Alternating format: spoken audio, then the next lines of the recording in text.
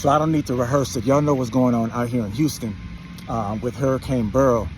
And one of the things that I've noticed and I've been hearing around town is that a lot of people who don't have power, no electricity or no air conditioning, what they're doing is they're going to houses and businesses that have power, that have electricity, that have AC, so that they can go and power up their phones and, get some relief from the heat.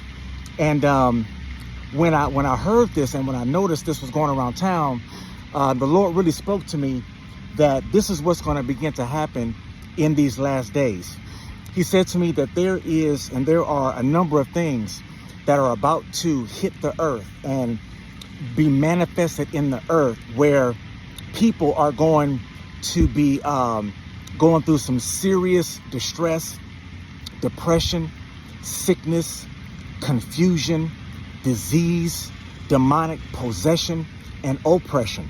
And they are going to be looking for and seeking believers who have power. Just like the people out here who have no power, they're looking for houses that actually have power. And the houses that don't have power, they're irrelevant. But the houses that do have power, they're very relevant to the people in this city. And so what's happening is there is a dividing line that's happening right now in the church. God is going to begin to separate the powerful from the powerless. And the powerless are going to be irrelevant.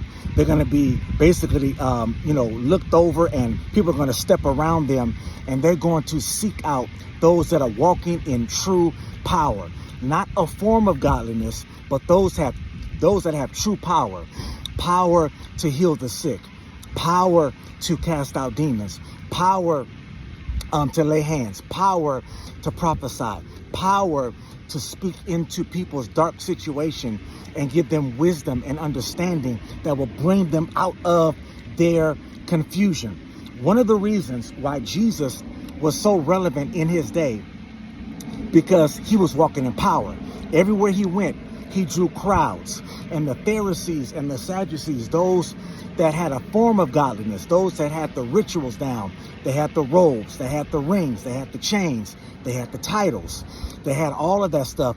But the people began to walk around them and saw them as irrelevant, and they began to seek Jesus because he had the power. See, this is why a lot of people are wondering, why people aren't really going to church like they used to.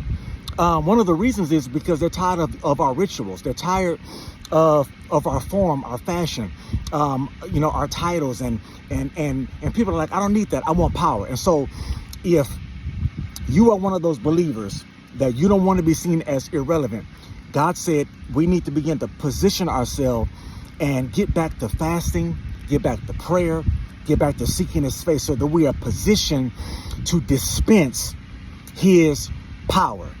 This is the hour. This is the moment where we have to rise up and stand up and be the church, because it is the hour of power.